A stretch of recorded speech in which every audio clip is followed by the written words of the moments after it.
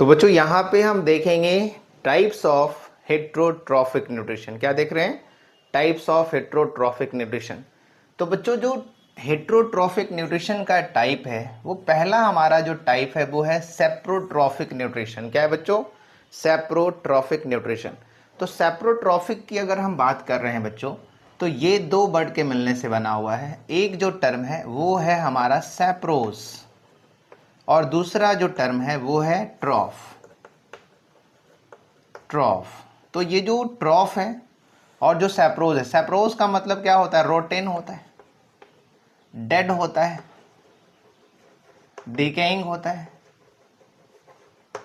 Decaying होता है और ट्रॉफ का मतलब क्या होता है?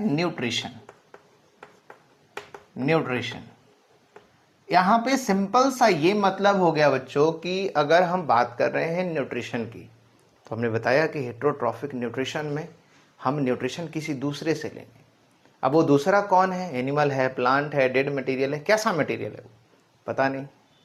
तो यहाँ पे जो सेप्रोट्रॉफिक न्यूट्रिशन की हम बात कर रहे हैं बच्चों वो ये है कि सड़े गली चीज़ों से, क्या जो मर गया हो, सड़ रहा हो, गल रहा हो, यानी वो जीवित नहीं है, बिल्कुल भी जीवित नहीं है। और जीवित नहीं है तो वो सड़ भी सकता है ना? सड़ा भी हो सकता है, गला भी हो सकता है, किसी भी तरह का हो सकता है। तो कह सकते हो कि जो सड़े गले चीज़ों से अपना न्यूट्रिशन कर रहा हो, सड़ी गली चीज़ों से अपना न्यूट्रिशन कर रहा हो या सड़ा गला करके न्यूट्रिशन कर रहा हो। आपने देखा है कि बहुत सारा जो फ्रूट है, एप्पल है ना, ऑरेंज है, पाइनएप्पल है, बनाना है, आपने देखा होगा कि ये सारे फल क्या होते हैं? सड़ रहे होते हैं, इनमें स्पॉट पड़ रहा होता है और धीरे धीरे ये जो हार्ड होते हैं ये धीरे धीरे क्या होते हैं? बिल्कुल भी सॉफ्ट हो जाते हैं और देखोगे तो इसमें बहुत सारे आपको कीड़े मिल जाएंगे। तो ये जो सड़ने की जो प्रक्रिया है, कैसे सड़ना शुरू हो गया?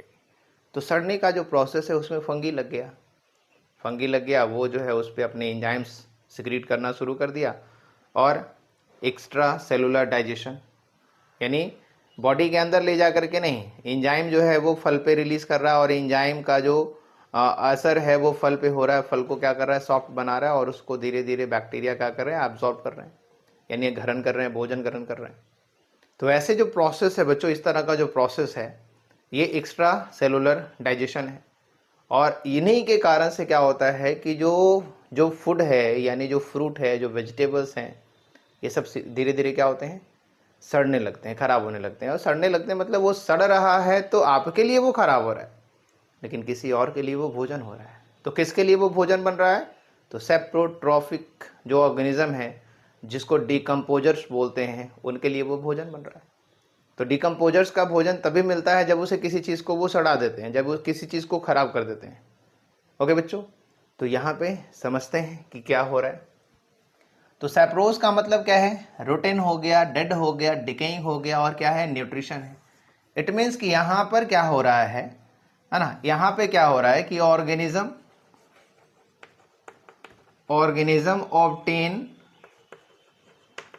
ऑब्टेन फूड फ्रॉम डेड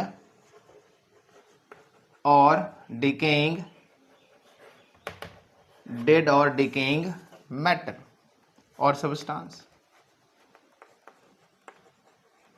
यहाँ पे क्या हो रहा है कि ऑर्गेनिज्म फूड तो ऑब्टेन कर रहे हैं, लेकिन कहाँ से ऑब्टेन कर रहे हैं? डेड और डिकेइंग सब्सटेंस।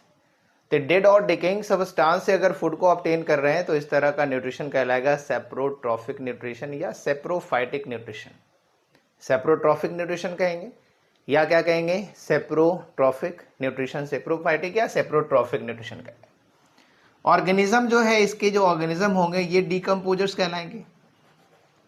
डिकम्पोजर्स जो ऑर्गेनिज्म होंगे उनको क्या कहेंगे? डिकम्पोजर्स, यानी ऐसे करने। डिकम्पोजर्स कौन है? ऑर्गेनिजम्स को कहते हैं डिकम्पोजर। जो सेप्रोट्रॉफिक न्यूट्रिशन करेगा उसको क्या बोलेंगे? डिकम्पोजर्स बोलेंगे, क्योंकि वो क्या कर रहा है? डिकम्पोज कर रहा है, सड़ा रहा है, गला रहा है, जो कॉम्प्लेक्स चीज़ें बिल्कुल ही सिंपल बना रहा है उसको। और धीरे धीरे क्या होता है, ये जो इन्वायरमेंट में जो डिकम्पोजर्स होते हैं वो डिकम्पोजर्स क्या होते हैं? बेनिफिशियल हैं। क्या हैं?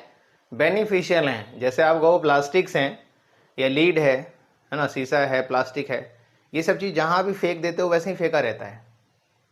जहाँ भी फेंक देते हो वो फेंका रहता है। लेकिन फल है, सब्जियां हैं, पत्तियां हैं, जंगलों में देखो खुद ही क्या हो रहा है, डीकम्पोजर्स उसको मिट्टी में कन्वर्ट करते हैं, सॉइल में कन्वर्ट करते हैं, और जो सॉइल है उसकी जो फर्टिलिटी है उसको बढ़ाते भी हैं, सॉइल की फर्टिलिटी को भी बढ़ाते हैं। तो काफ़ी इंपॉर्टेंट रोल है, बहुत ही बड़ा इंपॉर्टेंट रोल है डीकम्पोजर्स का रिसाइकलिंग ऑफ न्यूट्रिएंट्स में। रिसाइकलिंग ऑफ न्यूट्रिएंट्स में बहुत बड़ा रोल है डीकम्पोजर्स का। ये सिर्फ हेट्रोट्रॉफिक न्यूट्रिशन ही नहीं कर रहे हैं, ये सिर्फ सैप्रोफाइटिक न्यूट्रिशन नहीं कर रहे हैं, ये इन्वायरमेंट का एक बहुत बड़ा काम जो है अपने हाथ में लिए हुए हैं। हालांकि इनके पास हाथ नहीं होता, लेकिन कहने का मतलब है कि ये जिम्मा उनके पास है। कहीं भी कचरा फेंका हुआ है, लेकिन अब उस कचरे में देखना है बायोडिग्रेडेबल चीज़ें कि नॉन बायोडिग्रेडेबल चीज़ें। अगर बायोडिग्रेडेबल चीज़ें दैट मीन्स कि प्लांट मटेरियल है या एनिमल मटेरियल है, तो प्लांट मटेरियल और एनिमल मटेरियल अगर उसमें है तो वो क्या होगा, ये डिकम्पोजर्स के थ्रू उसे डिकम्पोज कर दिए जाएंगे, सड़ा दिए जाएंगे, गला दिए जाएंगे, और एंड ऑफ द प्रोसेस क्या होगा, सॉइल में फॉर्मेशन हो जाएगा, सॉइल बन जाएगा। वो क्या बन जाएगा, वो सॉइल का फॉर्मेशन करेगा। तो बहुत बड़ा रोल जो है डिकम्पोजर्स के पास है। हमें ये लग रहा है कि हमारा फल, हमारी सब्जियां, हमारे जो भोजन है वो खराब हो जा रहे हैं, लेकिन अगर वो खराब ना हो तो क्या होगा, वो जमा हो जाएंगे। जैसे आप देखो डेबरी जमा हो जाते हैं, प्लास्टिक के, लीड के, कंकड़ के, पत्थर के, ये सारे जमा हो जाते हैं। तो ये कचरा जो है समाप्त करने, यानी कह सकते हो इन्वायरमेंट को एक तरह से क्लीन करने का ही तो काम कर रहा है ये। जो डिकम्पोजर्स हैं वो इन्वायरमेंट को क्या कर रहे हैं, क्लीन करने का काम कर रहे हैं। ये बहुत बड़ा काम कर रहे हैं, जो हम काम नहीं कर पा रहे हैं वो काम वो कर रहा है। कचरा जो फेंक देते हैं कहीं भी इधर उधर फेंक देते हैं, देखो कितना कचरा बनता है, छोटे से लेके बड़े शहरों में लाखों लाख टन जो है कचरा बनता है, हर दिन लाखों लाख टन कचरा बनता है। और ये जो कचरे हैं, ये जो कचरे हैं, ये सारे के सारे कचरे डे बाय डे धीरे धीरे धीरे धीरे धीरे धीरे क्या होते हैं, सॉइल में कन्वर्ट हो जाते हैं। कई कचरे की ऐसी जगह है जहाँ पे रिनोवेशन हुआ है और वहाँ पे पार्क भी बनाए गए। जैसे दिल्ली में देखो इंद्रप्रस्थ पार्क है, हमारे ही शहर में एक छोटा सा चिल्ड्रन पार्क बना, वहाँ पे पहले बहुत ही कचरा हुआ करता था, सिर्फ कचरा ही फेंका जाता था, उधर कोई देखना नहीं चाहता था, इतनी गंदगी, इतनी बदबू आती थी वहाँ से। लेकिन आज क्या है, उसी को रेनोवेट कर दिया गया। अब वो कचरे दो तरह कचरे हैं, बायोडिग्रेडेबल भी है, नॉन बायोडिग्रेडेबल भी है। लेकिन जो नॉन बायोडिग्रेडेबल है बेसिकली उसको लैंडफिल में इस्तेमाल कर लेते हैं। लैंडफिल में जो गड्ढे ज़मीन है उसको ढकने में कर लेते हैं काम।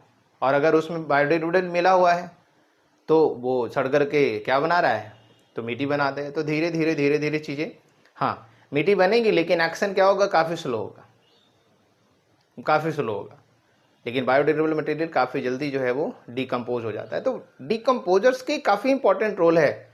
आप कह सकते हो कि इसके इतने अच्छे रोल्स हैं, ठीक है, कि इस पे अगर लिखा जाए तो बहुत, नहीं तो इस पे बहुत बड़ी बड़ी किताबें लिख दी डिकम्पोजर्स पे लिखी हुई, आप उसको पढ़िए, समझिए उसको। चलिए, तो हमें यहाँ पे देखना क्या है कि डिकम्पोजर्स जो है जो ऑर्गेनिज्म जो डिकम्पोजर्स हैं, यानी जो हेट्रोट्रॉप्स होते हैं, उसी जो सेप्रोट्रॉप्स होते हैं उसी को क्या बोलते हैं, डिकम्पोजर्स बोलते हैं। क्योंकि क्या करता है ये, तो ये क्या कर रहा है, डिकम्पोज करने का काम कर रहा है। यानी कह सकते हो कि नेचुरल क्लीनर है ये, natural cleaner of environment, environment का नेचुरल क्लीनर है। यानी इन्वायरमेंट में जितनी गंदगी आ रही है, खास करके जो बायोडिग्रेडेबल है, उसे क्या कर रहा है, ये क्लीन करने का काम कर रहा है, डिकम्पोज करने का काम कर रहा है। तो यहाँ पे समझते हैं बच्चों की डिकम्पोजर्स हैं कौन। तो बेसिकली डिकम्पोजर्स जो होते हैं, जो सड़े गले चीज़ों से अपना भोजन लेते हैं, तो सम ऑफ द बैक्टीरिया डिकम्पोजर्स में आते हैं, एंड जो फंगी है वो डिकम्पोजर्स में आता है। यानी फंगी, फंजाई और जो बैक्टीरिया है वो क्या होते हैं, डिकम्पोजर्स होते हैं। ये सड़े गले चीज़ों से ही अपना भोजन ग्रहण करते हैं। तो डिकम्पोजर्स में कौन है, some of the bacteria and fungi. तो फंगी जो है वो डिकम्पोजर्स हैं और जो बैक्टीरिया है वो क्या है, डिकम्पोजर्स। ओके, आगे हम देखते हैं सेकेंड पार्ट इसका। ओके बच्चों।